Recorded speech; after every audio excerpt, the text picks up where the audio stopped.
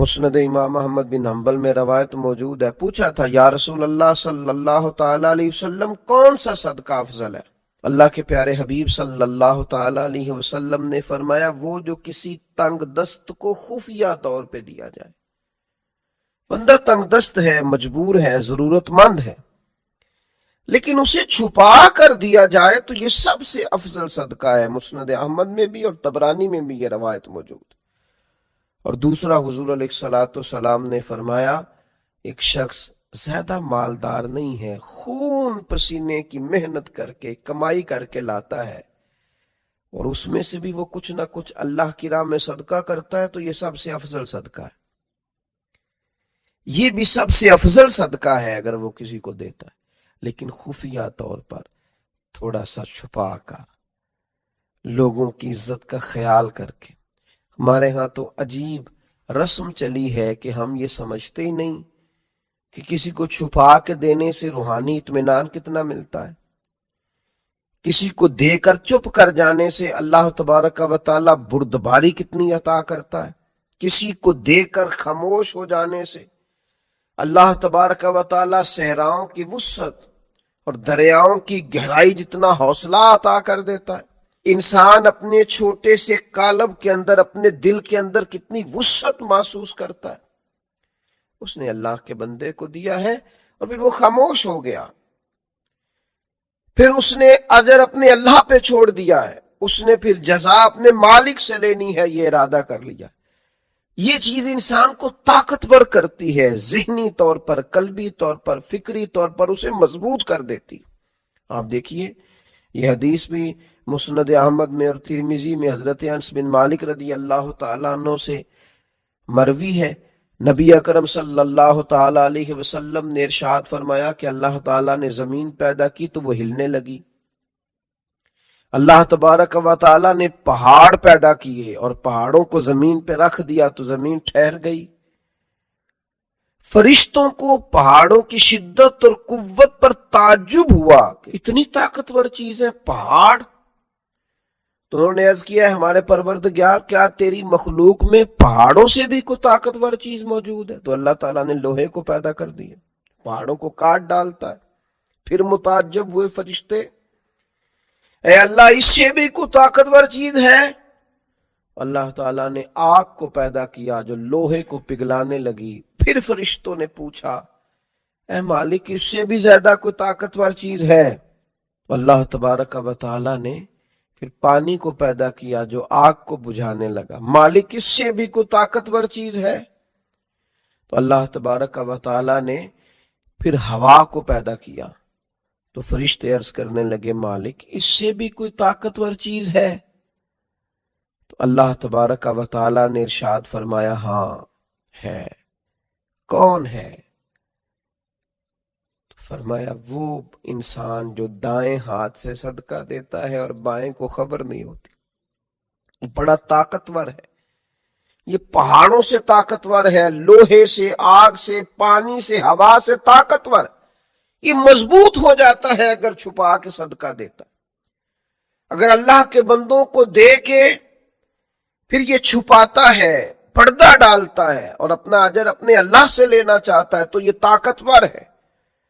آپ سخی ہیں لیکن اگر طاقتور سخی بننا چاہتے ہیں، آپ اللہ کے بندوں سے نیکی کرتے ہیں، آپ اللہ کی مخلوق کے خیر خواہ ہیں، لیکن اگر طاقتور خیر خواہ بننا چاہتے ہیں، آپ درد دل رکھتے ہیں لیکن اگر طاقتور درد دل والے بننا چاہتے ہیں، اللہ کے حبیب علیہ السلام نے نسخہ ارشاد فرمایا ہے نا، پھر چھپا کے صدقہ کریں، پھر اللہ کے بندوں کو دیں، لیکن یہ تصویر سازی، یہ فوٹو بازی، یہ لائنیں، یہ سڑکوں کے اجتماع، یہ چیزیں، ان سے تھوڑا سا اپنے آپ کو بچائیں، تھوڑا سا پیچھے ہٹیں۔ اب تو جس چیز میں نام نہیں ہوتا لوگوں کو لگتا ہے کام ہی نہیں ہوا، تو اس لیے سب سے زیادہ طاقتور وہ مومن ہے اور سب سے زیادہ خوبصورت وہ شخص ہے جو صدقے کو چھپا کے دیتا ہے، اور دنیا میں وہ طاقتور ہو جاتا ہے، اور آخرت میں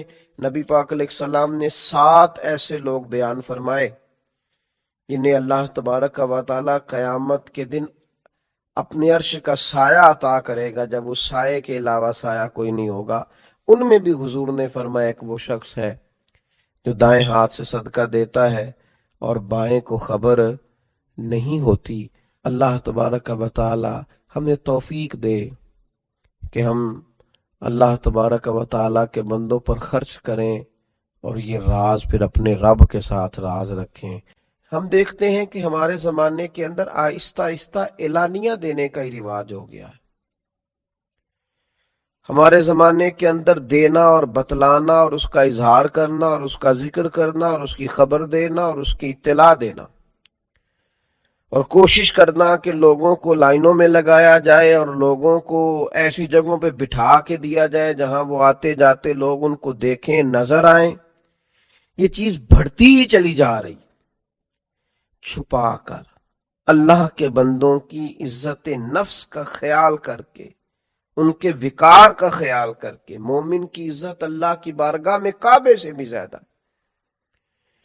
اس بات کا لحاظ کر کے کہ اللہ کا بندہ ہے، رسول کریم صلی اللہ تعالی علیہ وسلم کا غلام ہے، پھر خرچ کیا جائے کہ اس شخص کی عزت قائم رہے، اس کا وقار قائم رہے، اس شخص کو کسی قسم کی اپنے اندر کمزوری محسوس نہ ہو، وہ کہیں اپنے آپ کو اپنی عزت کو گرتا ہوا محسوس نہ کرے، یہ انداز اختیار کیا جائے۔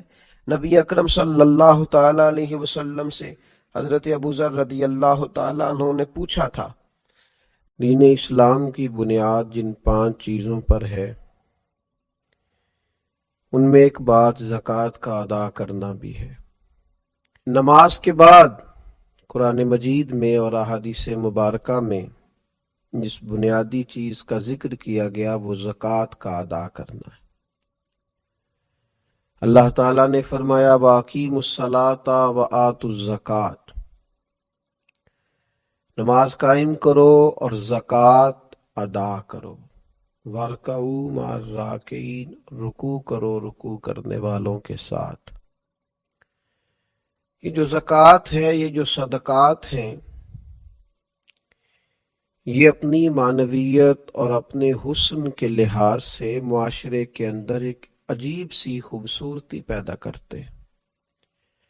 امیر کا غریب کے ساتھ محبت کا رشتہ قائم ہوتا ہے، ضرورت مندوں کا اہل فضل کی طرف رجحان اور ان کا پھر غریب پروری کرنا معاشرے کے اندر حسن کو، اخوت کو، بھائی چارے کو فروغ دیتا ہے۔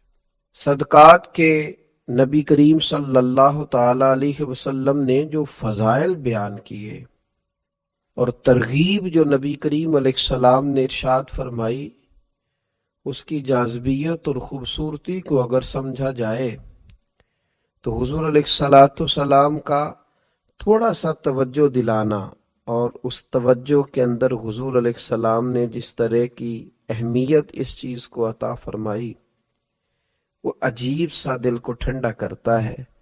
اللہ کے حبیب علیہ السلام نے ارشاد فرمایا کہ یہ جو صدقہ ہے یہ تو برے خاتمے سے بچا لیتا ہے۔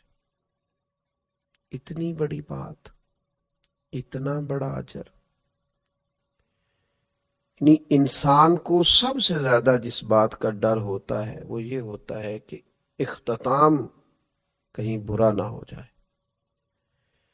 یہ صدقہ ایک ایسی چیز ہے جو سوء خاتمہ سے انسان کو محفوظ رکھتا ہے، اور ارشاد فرمایا کہ صدقہ عمر میں اضافہ کرتا ہے، 70 مصیبتوں کے دروازے بند کرتا ہے۔ اللہ تبارک و تعالیٰ کے حبیب علیہ السلام نے اس قدر زیادہ اس کو پسند فرمایا اور اس قدر زیادہ توجہ دلائی کہ فرمایا دوزخ سے بچ جاؤ، چاہے کھجور کا ایک ٹکڑا صدقہ کر کے ہی دوزخ سے بچ جاؤ۔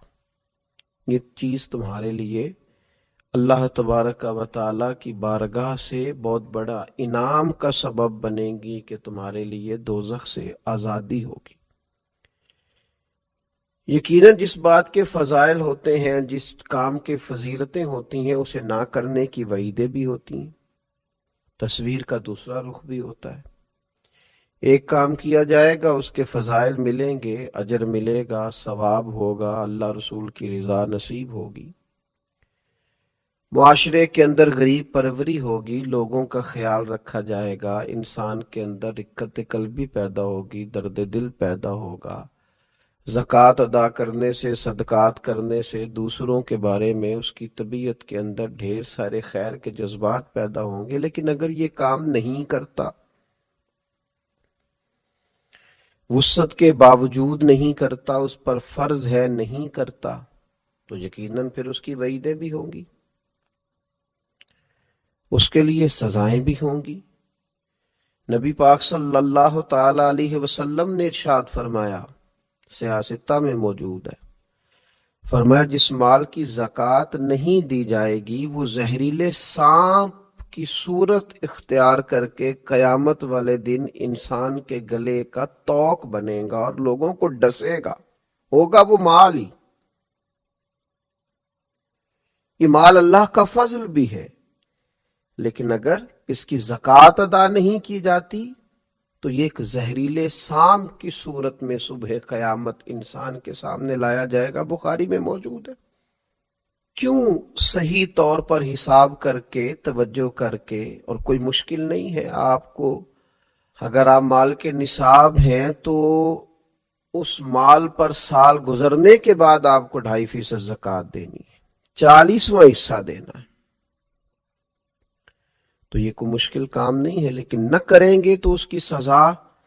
نبی پاک صلی اللہ تعالی علیہ وآلہ وسلم کی خدمت عالی مرتبت میں خواتین حاضر ہوئیں تو ان کے ہاتھوں میں سونے کے کنگن تھے۔ اللہ کے حبیب صلی اللہ تعالی علیہ وسلم نے فرمایا ان کی زکوٰۃ ادا کر دی؟ تو انہوں نے نفی میں جواب دیا، تو آپ صلی اللہ تعالی علیہ وسلم نے ارشاد فرمایا کیا تمہیں پسند ہے کہ تمہیں آگ کے کنگن پہنائے جائیں؟ ڈر گئی، پریشان ہو گئی، تو اللہ کے حبیب علیہ السلام نے انہیں تاکید فرمائی کہ اس سونے کی جو تم نے ہاتھ میں پہنا ہے اس کی زکوٰۃ ادا کرو۔ ایسا نہ ہو کہ یہ آج تو تم نے سونے کے کنگن پہنے ہیں اور قیامت کے دن تمہیں آگ کے کنگن پہنا دیے جائیں۔ تو جو لوگ بھی مال کے نصاب ہیں، صاحب استطاعت ہیں، اور جن پر زکوٰۃ فرض ہے، وہ اس بات کا اچھی طرح خیال کر لیں کہ یہ زکوٰۃ مال کو پاک بھی کرے گی، فائدہ بھی کرے گی، اللہ کی رضا اور خوشنودی کا باعث بھی بنے گی، اور نہ ادا کریں گے تو ایک تو یہ کہ آخرت کے اندر اس کو یہ والی سزائیں ملیں گی کہ آگ کے کنگن پہنائے جا رہے ہیں اور مال سانپ بنتا جا رہا ہے۔ حضور علیہ السلام نے یہاں دنیا کے اندر بھی ارشاد فرمایا کہ خشکی اور تری میں جو تمہارا مال ضائع ہوتا ہے وہ زکوٰۃ ادا نہ کرنے کی وجہ سے ہوتا ہے۔ تو ایک تو بات یہ کہ زکوٰۃ ذمہ داری کے ساتھ ادا کی جائے، اس کام میں کسی قسم کی کوئی کوتاہی نہ کی جائے، کسی سستی کا شکار نہ ہوا جائے، لیت و لالا کا شکار نہ ہوا جائے، بہانے بازی نہ کی جائے۔ اس فرض کو فرض جانتے ہوئے، انتہائی حساس مسئلہ سمجھتے ہوئے اس کی فوری ادائیگی کا اور احتیاط سے بندوبست کیا جائے۔ اور پھر یہ کہ اس کے جو آداب ہیں، جو ایک مسلمان کوئی بھی عبادت کرتے ہوئے کچھ آداب کا خیال رکھتا ہے، ان آداب کا بھی پوری طور پہ خیال رکھا جائے۔ سب سے پہلی بات تو یہ کہ زکوٰۃ حسن نیت سے ادا کی جائے۔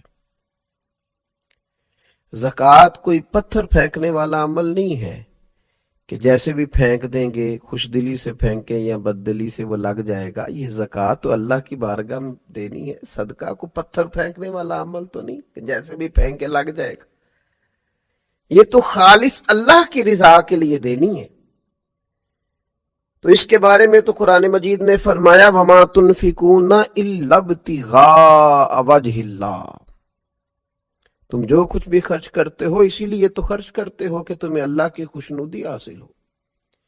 تو حسن نیت، ارادہ حسین دیتے وقت اللہ تعالی کی رضا کے لیے خاص جذبہ۔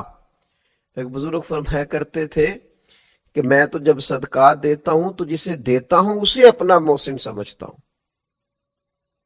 کہ دیکھو میں اسے دے رہا ہوں، بندے کو دے رہا ہوں، اور راضی مجھ سے میرا اللہ ہو رہا ہے۔ تو حسن نیت پہلی بات، اور دوسری بات ہر قسم کی تصنع سے بچا جائے، ہر قسم کے ریا سے بچا جائے۔ یہ دے کر کے اور کسی قسم کا بھی اگر دکھلاوے کا مزاج بنایا جائے یا کسی شخص کو کسی بھی طور پر بتایا جائے تو یاد رکھیے گا، حضور علیہ الصلوۃ والسلام نے فرمایا اللہ قیامت کے دن ارشاد فرمائے گا انہی سے جا کے اجر لو جن کو دکھانے کے لیے تم عمل کرتے تھے۔ تو تصنع سے پورے طور پر اور مکمل طور پر اجتناب کیا جائے، اور پھر اسے دیا جائے اس پر احسان نہ جتلایا جائے، ایذا نہ دی جائے، تکلیف نہ دی جائے۔ ہمارے ہاں جس طرح سے لوگ کہتے ہیں آپ ابھی آ گئے تو میرے سونے کا ٹائم تھا، کل آئیے گا، پرسوں پتہ کر لیجئے گا، ہاں میرا ارادہ بن گیا ہے، آپ صبح وقت پر آ کر لائن میں کھڑے ہو جائیے گا۔ اللہ تعالیٰ نے جب آپ کو دیا ہے تو اس طرح تھوڑی دیا ہے، معاذ اللہ۔ آپ ایذا نہ دیں، تکلیف نہ دیں۔ وہ کسی نے کہا تھا کہ لوگوں کو ملا ہے تو مقدر سے ملا ہے، ہم کو تو مقدر بھی تیرے در سے ملا ہے۔ تو اللہ نے جب دیا ہے تو کرم سے دیا ہے، تو جب یہ ذہن ہو کہ مجھے کرم سے ملا ہے تو پھر دیتے وقت تکلیف نہ دی جائے، اذیت نہیں دی جائے۔ قرآن مجید نے فرمایا یا ایھا الذین آمنوا لا تبطلوا صدقاتکم بالمن والاذی، اے ایمان والو احسان جتلا کر اور ایذا دے کر اپنے صدقات کو باطل نہ کر لینا، اپنے صدقات باطل نہ کرو، احسان جتلا کر اور دل آزاری کر کے ایذا دے کر ان کو ضائع نہ کرو، باطل نہ کرو۔ تو کبھی بھی اس شخص کو جس کو آپ کچھ دے رہے ہیں، عطا کر رہے ہیں، اس کو کسی طور پر بھی کسی اذیت میں مبتلا، اگر قرآن مجید کے یہ دو لفظ سمجھ لیے جائیں نا، یا ایھا الذین آمنوا لا تبطلوا صدقاتکم بالمن والاذی، اے ایمان والو تم احسان جتلا کر، تکلیف دے کر اپنے صدقات کو باطل نہ کرو۔ اگر اس کو سمجھ لیا جائے تو پھر تو انسان جو لینے آئے اس کا اعزاز کرے، اسے ہر تکلیف سے بچائے کہ اللہ نے حکم دے دیا ہے کہ تم نے اپنا صدقہ باطل نہیں کرنا، کسی قسم کی تکلیف نہیں دینی سامنے والے کو۔ اور پھر چوتھی بات یہ ہے کہ عمدہ مال اللہ کی راہ میں دیا جائے، اچھی چیز اللہ کے حضور پیش کی جائے، مالک کی بارگاہ میں پیش کی جائے تو پھر خاص چیز پیش کی جائے۔ جو لوگ محبوب کو تحفہ دیتے ہیں وہ بڑا قیمتی تحفہ خرید کے لاتے ہیں، اور پتہ ہے بڑا قیمتی ہے، پھر بھی اس کو سجاتے ہیں، سنوارتے ہیں، کسی خاص جگہ پہ اس کو پیک کرتے ہیں، اس کے اوپر پھول لگائے جاتے ہیں، بڑے حسین انداز میں اپنے پیاروں کے لیے تحفے بھیجے جاتے ہیں، گلدستے منگائے جاتے ہیں، یہ میرے استاد ہیں، یہ میرے بھائی ہیں، یہ میری محبت کی جگہ ہے۔ لوگ بڑے اعزاز کے ساتھ تحفے روانہ کرتے ہیں تو اللہ کے حضور پیش کرنا ہے، رب رسول کی رضا کے لیے دینا ہے۔ تو قرآن مجید نے کہا لن تنالوا البر حتی تنفقوا مما تحبون، تم ہرگز نیکی کو نہ پہنچو گے جب تک اپنی محبوب چیز راہ خدا میں خرچ نہ کرو۔ ایک شاعر نے بڑی خوبصورت بات کی تھی، اگرچہ اس نے نقشہ تو کربلا کا کھینچا ہے، لیکن اس نے کہا تھا لاش اکبر دی ویکھ حسین کیا، گل یار دی گلو نہیں لائی دیے، دائم سونے محمد دے نام اتوں سونی چیز ہی وارنی چاہی دیے۔ دیکھو ان کے نام پہ دینے لگے ہیں تو پھر ہم نے کس طرح کے نگینے دیے ہیں، کس طرح کا حسن دیا، کیا کچھ نکال کے پیش کر دیا۔ دھرتی نے ایسے لوگ نہ کبھی پہلے دیکھے نہ کبھی بعد میں دیکھے گی۔ تو عمدہ مال پیش کیا جائے، اور پھر یہ بھی یاد رکھا جائے کہ اللہ پاک ہے اور پاک چیز کوئی قبول کرتا ہے، ہمیشہ حلال اور طیب ہی اس کی راہ میں پیش کیا جائے۔